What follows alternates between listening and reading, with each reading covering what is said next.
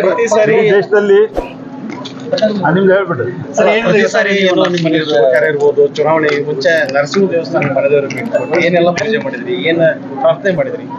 ಇವತ್ತಿನ ವಿಶೇಷ ಭೇಟಿ ಅದಕ್ಕೆ ನಾನು ಚುನಾವಣೆಕ್ಕಿಂತ ಮೊದಲು, ಚುನಾವಣೆ ನಂತರ ಮತ್ತು ನಮ್ಮ ಮನೆಯಲ್ಲಿ ಯಾವುದೇ ಶುಭ ಕಾರ್ಯ, ನಮ್ಮ ಮಕ್ಕಳ ಮದುವೆ ಎಲ್ಲ ಸಂದರ್ಭದಲ್ಲಿ ನಾನು ಕುಟುಂಬ ಸಮೇತವಾಗಿ ಸಾಮಾನ್ಯವಾಗಿ ಶ್ರೀ ಲಕ್ಷ್ಮೀ ನರಸಿಂಹ ಸ್ವಾಮಿಯ ದರ್ಶನವನ್ನು ತೆಗೆದುಕೊಂಡಿರ್ತೇನೆ.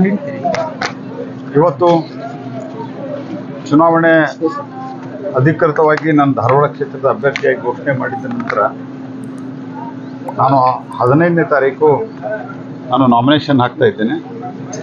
ಆದ್ದರಿಂದ ಅದಕ್ಕಿಂತ ಮೊದಲು ಯಾವಾಗಲೂ ಅಭ್ಯರ್ಥಿ ಘೋಷಣೆಯಾಗಿ ನಾಮಿನೇಷನ್ ಹಾಕೋಕ್ಕಿಂತ ಮೊದಲು ನರಸಿಂಹಸ್ವಾಮಿಯ ದರ್ಶನವನ್ನು ತೆಗೆದುಕೊಳ್ಳುವುದು ಪ್ರತಿ ಸರ್ತಿ ಇದೊಂದು ನಾನೊಂದು ಪಾಲನೆ ಮಾಡ್ತಾ ಬಂದಿದ್ದೇನೆ. ಆ ಕಾರಣಕ್ಕಾಗಿ ಬಂದಿದ್ದೇನೆ.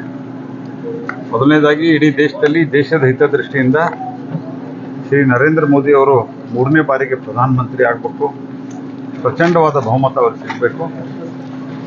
ಆ ಬಹುಮತದ MP ಏನು ಅವ್ರನ್ನ ನಾಯಕನನ್ನಾಗಿ ಚುನಾಯಿಸಿ ಪ್ರಧಾನಮಂತ್ರಿ ಮಾಡ್ತಾರೆ, ಅದರಲ್ಲಿ ನನ್ನನ್ನು ಇರುವಂಗೆ ಮಾಡಿಕೊಡು ಅಂತೇಳಿ ನಾನು ಲಕ್ಷ್ಮೀ ನರಸಿಂಹ ಸ್ವಾಮಿಯಲ್ಲಿ ಪ್ರಾರ್ಥನೆಯನ್ನು ಮಾಡ್ತೀನಿ.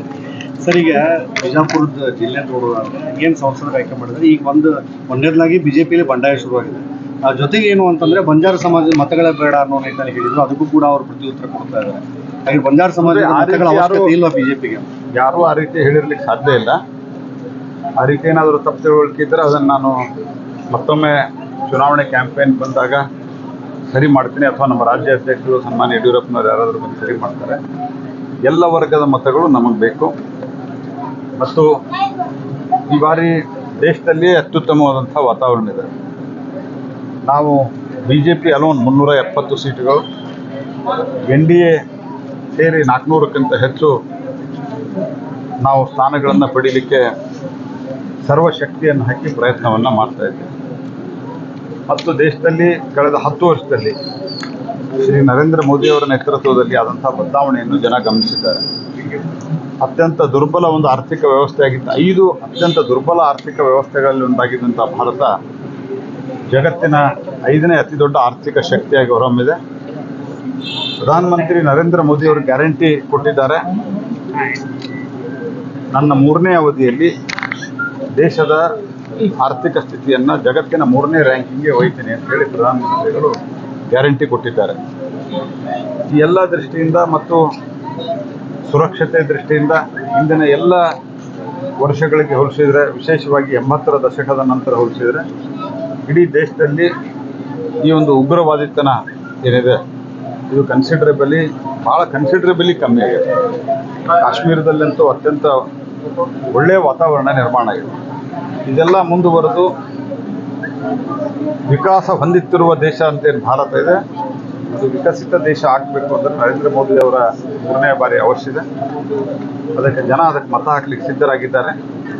ಇಂಥ ಸಂದರ್ಭದಲ್ಲಿ ಯಾವುದೇ ಒಡಕಿನ ಮಾತು ಬರಬಾರ್ದು ಅನ್ನುವಂಥ ವಿನಂತಿಯನ್ನು ನಾನು ಎಲ್ಲರಿಗೂ ಮಾಡ್ತೀನಿ. ಏನಾದರೂ ತಪ್ಪು ತಿಳುವಳಿಕೆ ಇದ್ದರೆ ಅದನ್ನು ಸರಿಪಡಿಸ್ತೀನಿ. ರಾಜ್ಯದಲ್ಲಿ ನಾವು 28ಕ್ಕೆ 28 ಸ್ಥಾನವನ್ನು ಕೆಲವು ಗುರಿ ಇಟ್ಕೊಂಡು ಕೆಲಸವನ್ನು ಮಾಡ್ತಾ ಇದ್ದೇವೆ. ಯತೀಂದ್ರ ಅವರು, ಸಿದ್ದರಾಮಯ್ಯನವರು ಮಾತನಾಡುವ ಭಾಷೆಯನ್ನು ನೋಡಿದರೆ ನಿಮ್ಗೆ ಅರ್ಥ ಆಗ್ಬೋದು. ಬಾಯಿ ಬಂದಂತೆ, ಮನ ಬಂದಂತೆ ಏಕವಚನದಲ್ಲಿ ಟೀಕೆಯನ್ನು ಮಾಡ್ತಾರೆ. ದೇಶದ ಗೃಹ ಮಂತ್ರಿಗಳು ಜನ ಸ್ವೀಕಾರ ಮಾಡಿದ್ದಾರೆ. ಇವರು ಹತಾಶರಾಗಿ ಅವರು ಸರ್ಟಿಫಿಕೇಟ್ ಕೊಡುವ ಮಟ್ಟಕ್ಕೆ ಹೋಗಿದ್ದಾರೆ. ಎಲ್ಲದಕ್ಕೂ ಸಿದ್ದರಾಮಯ್ಯನವರು ತಮ್ಮ ಎಲ್ಲ ಫೇಲ್ಯೂರ್ಗಳಿಗೂ ಸಹಿತ ಕೇಂದ್ರ ಸರ್ಕಾರವನ್ನು ದೂಷಿಸುತ್ತಾ ಕಾಲಹರಣವನ್ನು ಸಿದ್ದರಾಮಯ್ಯನವ್ರು ಮಾಡ್ತಿದ್ರೆ ಅವ್ರ ಮಗ ಸರ್ಟಿಫಿಕೇಟ್ ಕೊಡುವ ಹಂತಕ್ಕೆ ಹೋಗಿದ್ದಾರೆ. ಯಾರೇನು ಅಂಥೇಳಿ ಜನ ಇವ್ರಿಗೆ ಸೂಕ್ತ ಉತ್ತರ ಕೊಡ್ತಾರೆ. ಯತೀಂದ್ರ ಅವರೇ, ನೀವು ಒಪ್ಕೊಳ್ತಾರಲ್ಲ, ದೇಶದ ಜನ ಒಪ್ಕೊಂಡಿದ್ದಾರೆ. ಅವರ ನೇತೃತ್ವದಲ್ಲಿ, ಅಮಿತ್ ಶಾ ಅವರ ನೇತೃತ್ವದಲ್ಲಿ 2 ಬಾರಿ ಸಂಘಟನಾ ನೇತೃತ್ವದಲ್ಲಿ ನಾವು ಚುನಾವಣೆ ಗೆದ್ದಿದ್ದೇವೆ. ನರೇಂದ್ರ ಮೋದಿ ಅವರ ಓವರಾಲ್ ನೇತೃತ್ವ, ಸಂಘಟನಾತ್ಮಕ ನೇತೃತ್ವ ಸನ್ಮಾನ್ಯ ಅಮಿತ್ ಶಾ ಅವರಲ್ಲಿದ್ದಾಗನೇ 2 ಬಾರಿ ಚುನಾವಣೆಯನ್ನು ನಾವು ಗೆದ್ದಿದ್ದೇವೆ. ಹಾಗಾಗಿ ಹಲವಾರು ರಾಜ್ಯಗಳನ್ನು ಗೆದ್ದಿದ್ದೇವೆ. ಕರ್ನಾಟಕದಲ್ಲಿ ಒಂದು ಗೆದ್ದಿವೇನೋ ದುರಹಂಕಾರದಿಂದ ಮರಿಬೇಡ್ರಿ. ಇಡೀ ದೇಶದಲ್ಲಿ ಕೇವಲ 3 ಕಡೆ ನಿಮ್ಮ ಸರ್ಕಾರ ಅದ, ಅದರಲ್ಲೂ ಹಿಮಾಚಲ ಪ್ರದೇಶದಲ್ಲಿ ಅಗಳಾಡ್ತಾ ಇದೆ. ಇಂಥ ಪರಿಸ್ಥಿತಿಯಲ್ಲಿ ದುರಹಂಕಾರದ ಮಾತುಗಳಿಂದ ಜನ ಸೂಕ್ತ ಉತ್ತರ ಕೊಡ್ತಾರೆ. ನಾವು 28 ಸ್ಥಾನವನ್ನು ಈ ರೀತಿ ಮಾತುಗಳಿಗೆ ಕಾರಣ ಏನು? ಹತಾಶೆ ಆಗಿದೆ. ಸೋಲ್ತೀವಿ ಅನ್ನೋದು ಕಣ್ಣಿಗೆ ಕಾಣ್ತಾ ಇದೆ.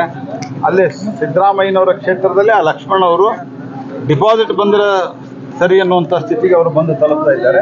ಅದಕ್ಕೆ ಈ ಹತಾಶೆಯಿಂದ ಅತ್ಯಂತ ಕೆಟ್ಟ ಭಾಷೆಯನ್ನು ಬಳಸ್ತಾ ಇದ್ದಾರೆ. ಲಿಂಗೇಶ್ವರ ಸ್ವಾಮೀಜಿಗಳು ನಿಮ್ಮ ವಿರುದ್ಧ ಯಾಕೆ ಕಿಡಿಕಾರ್ತಾ ಇದ್ದಾರೆ? ಚೇಂಜ್ ಆಗಬೇಕು ನನಗೆ ಗೊತ್ತಿಲ್ಲ. ಆದರೆ ಅದ್ರ ಬಗ್ಗೆ ನಾನು ಯಾವುದೂ ಪ್ರತಿಕ್ರಿಯೆ ಕೊಡಲ್ಲ. ನಾನು ಅಲ್ಲಿನೂ ಹೇಳಿದ್ದೇನೆ, ಅವರೆಲ್ಲ ಹೇಳಿದ್ದನ್ನು ನಾನು ಆಶೀರ್ವಾದ ಅಂತ ಭಾವಿಸಿದ್ದೇನೆ. ಅವರ ಆಶೀರ್ವಾದದಿಂದ ನಾನು ಗೆಲ್ತೇನೆ. ವೈಯಕ್ತಿಕವಾಗಿ ನಿಮ್ಮ ಮೇಲೆ ಅವರ ಆಶೀರ್ವಾದದಿಂದ ನಾನು ಗೆಲ್ತೇನೆ. ಇದಕ್ಕಿಂತ ಹೆಚ್ಚು ನಾನು ಏನು ಹೇಳಲ್ಲ. Thank you.